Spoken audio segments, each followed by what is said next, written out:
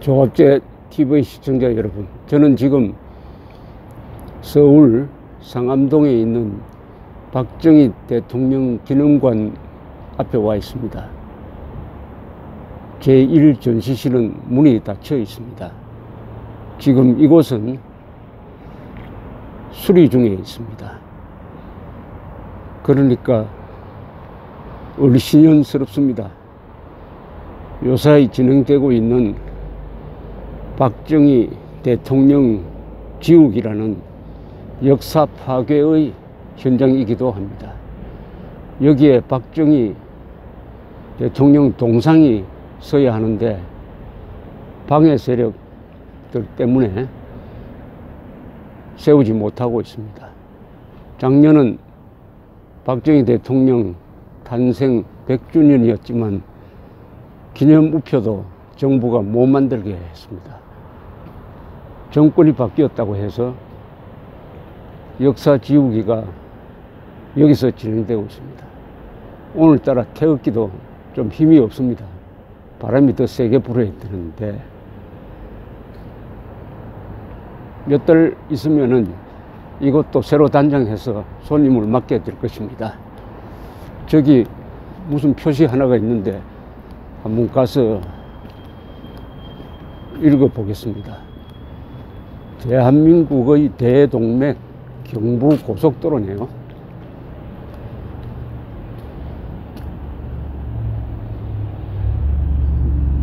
서울에서 부산까지 한강과 낙동강을 연결하는 대동맥, 경제발전의 대동맥이었죠. 이렇게 설명이 이렇게 되어 있습니다. 빨리 만들었습니다. 1968년 2월 1일 착공하여 1970년 7월 7일 전 구간이 왕복 4차선 도로로 준공, 총 429억 원이 투입돼 2년 5개월 만에 놀라운 속도로 완공됐다. 연인은 892만 명이 투입되었다. 마치 군사작전처럼 진행되었다. 박정희 대통령은 시간을 단축하려는 노력을 했습니다. 압축성장이라고 하죠. 우리가 역사의 기회를 놓친 것을 만회하기 위해서 이렇게 군사작전처럼 불과 2년 5개월 만에 해치웠습니다. 반대한 사람들이 많습니다. 그 반대했던 사람들이, 그 계열 사람들이 지금 박정희를 매도하고 있습니다. 지우려고 하고 있습니다. 경부고속도로 건설 효과와 의의. 경부고속도로는 전 구간이 완공된 1970년에 총 368만 9천 대의 차량이 이용했다. 꾸준히 늘어난 이용량은 1985년에 3,400만 대를 넘기면서 10배의 통행량이 되었고 2015년에는 완공 당시의 100배가 넘는 4억 7천만 대가 도로를 이용하고 있다. 2015년에는 2015년이면은 45년 뒤에는 100배가 넘는 통행량이, 바로 이게 대한민국의 경제가 얼마나 성장했느냐를 보여주는 것이죠. 통행량이 100배가 늘었답니다. 100배가. 1980년 7월 7일, 그러니까 동아일보 산업대동맥 10년이라는 기사에 이렇게 쓰여져 있습니다. 건설 초기 그 타당성 여부를 두고 국내는 물론 외국 기술진들마저 회의를 보여 상당한 논란을 벌였으나 10년이 지난 지금 논란이 있었다는 사실조차 어색할 지경이다. 이때 반대했던 사람들이 지금 자신들이 과거에 대해서 뭐라고 생각합니까? 오히려 그 계열 사람들이 박정희를 독재자로 몰고 있습니다. 경향신문 사설은 이렇습니다. 효용성에 대한 회의와 막대한 재정 부담으로 해서 건설 초기 상당한 비판도 없지 않았던 이 고속도로가 10년이 지난 오늘 명실상부한 국가산업과 국민생활의 대동맥으로 그 중요성이 인식되게 되었으면 무무한 일이 아닐 수 없다. 그렇다면 박정희 대통령에게 미안합니다, 제가 잘못 생각했습니다 라는 이야기 한마디는 했어야죠. 그런 이야기 하는 사람은 아무도 없습니다.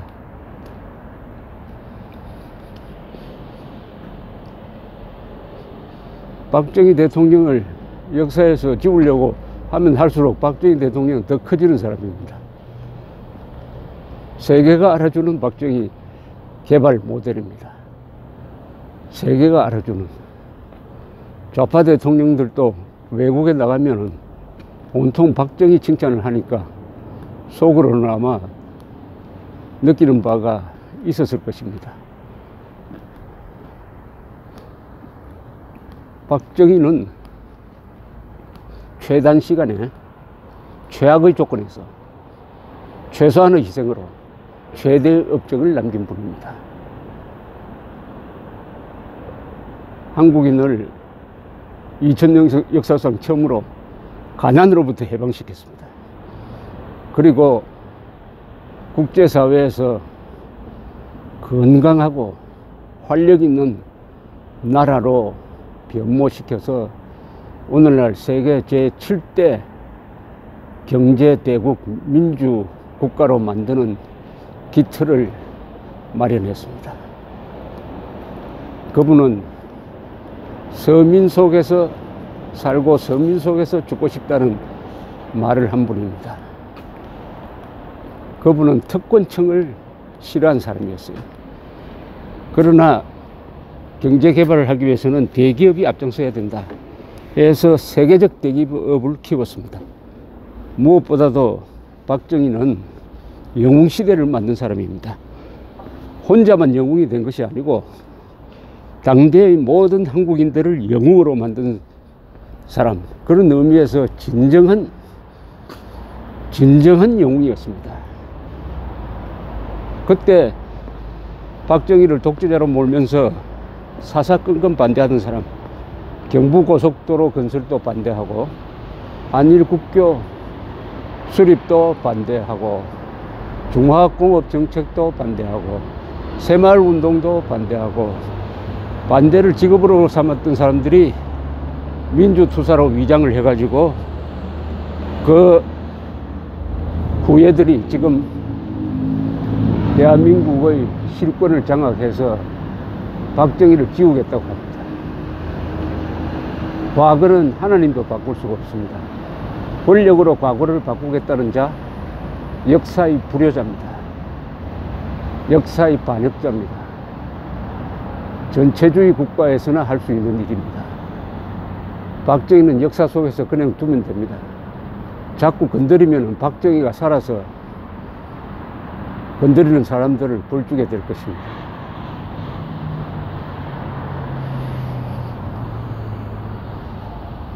이 자리에 박정희 동상을 세우려고 했습니다. 바로 이 자리였습니다.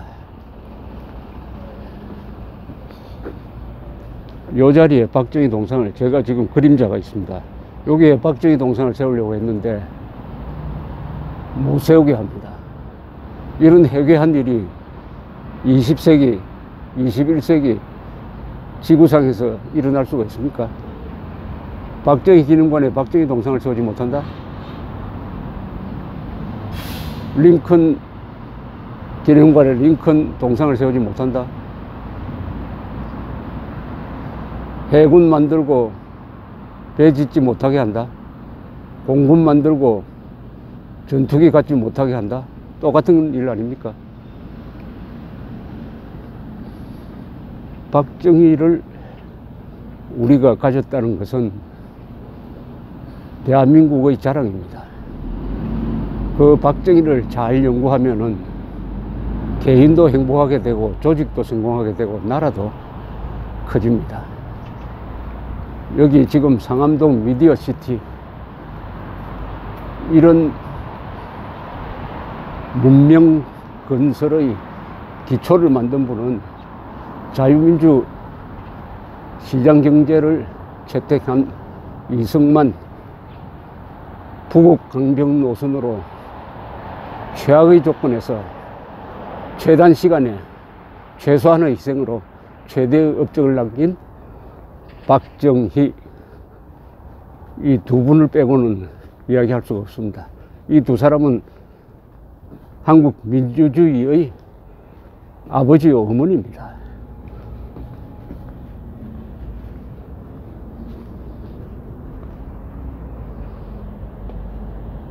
박정희를 역사 속에서 지우겠다는 사람에게 질문하고 싶습니다. 서울 올림픽은 누가 발상하고 누가 신청했습니까? 중화공업 하지 않았더라면은 여러분들이 모는 자동차는 어느 나라에서 만든 것이 되었을까요? 한일 국교 정상화를 하지 않았으면은 지금 대한민국은 고립되어 가지고 세계로 뻗어나가지 못했을 것 아닙니까? 박정희가 도대체 몇 사람을 죽였습니까? 북한은 수백만을 죽이고도 역사를 발전시키지 못했습니다. 박정희가 누구를 죽였습니까? 학살을 했습니까? 정치적 암살을 했습니까? 박정희가 집권했을 때 대한민국은 103개 국가 중에서 1인당 GDP가 87등이었습니다. 아프가니스탄보다 못 살았습니다. 필리핀보다 못 살았습니다. 캄보디아보다 못 살았습니다. 짐바브웨보다 못 살았습니다. 그런 대한민국이 제5대 공업국, 제5대 수출국이 되었습니다. 박정희를 지울 수 있습니까? 박정희를 지우려면 대한민국을 지우세요. 한국에서 이승만, 박정희 지우면 한반도에서 김일성만 남게 되는데 그걸 바라십니까? 그렇게 바란다고 하면서 솔직하게 이승만, 박정희 지우겠다고 하면은 적어도 위선자는 아닙니다. 박정희가 만든 문명의 혜택은 다 보면서 또 박정희 시대 때는 태어나지도 않았고 박정희로부터 당해본 적도 없는 사람이 박정희 욕을 하는 것은 인간 타락의 바닥입니다. 역사의 쓰레기통으로 들어간 계급 투쟁론을 다시 끄집어내어 가지고 그것을 민주주의니 사람 중심이니 진보니 하는 걸로 포장을 해 가지고 팔려고 하는데 사서 먹은 사람이 식중독 일으킬 겁니다.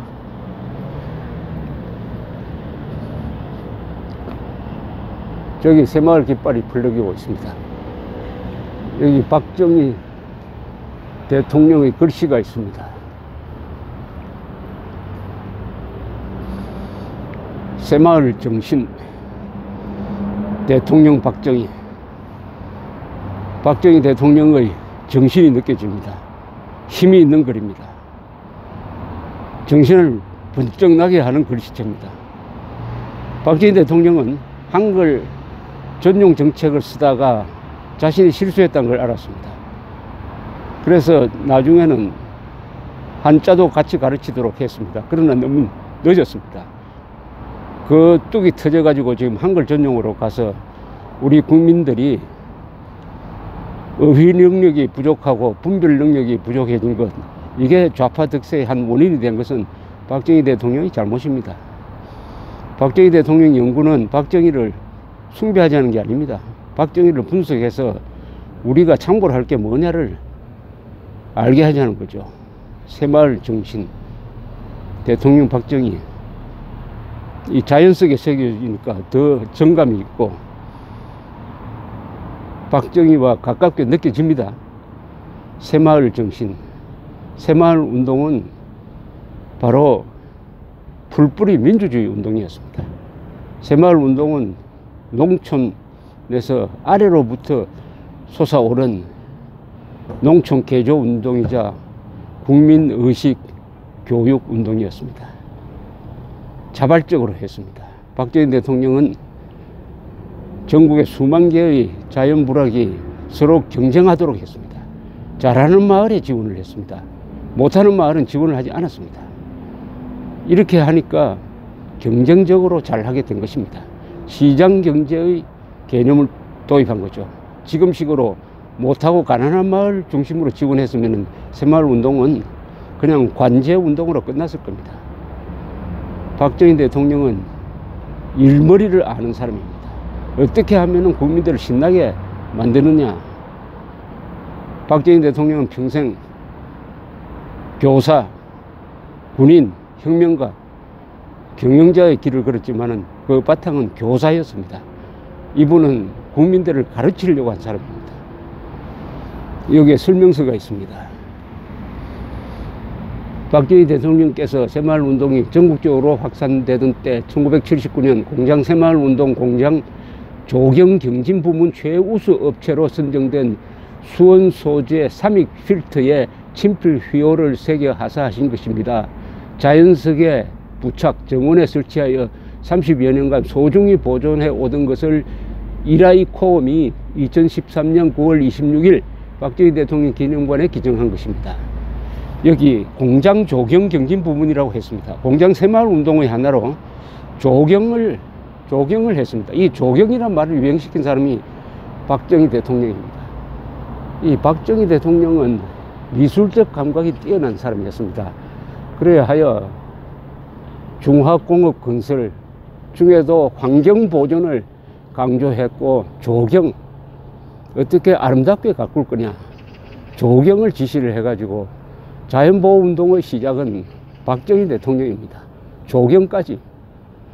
다른 나라는 산업화를 하면은 자연이 망가집니다. 그러나 대한민국만이 산업발전과 산림녹화를 동시에 성공시킨 세계에서 유일한 나라입니다.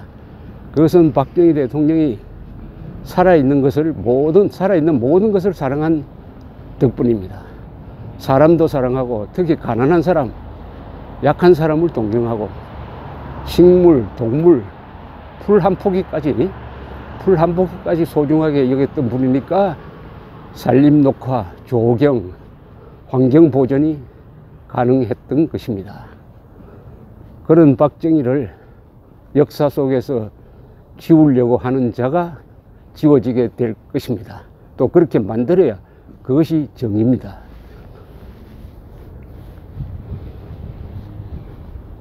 오늘 아침 상쾌합니다. 여기 숲속으로 들어갑니다. 둘레길이 좋은데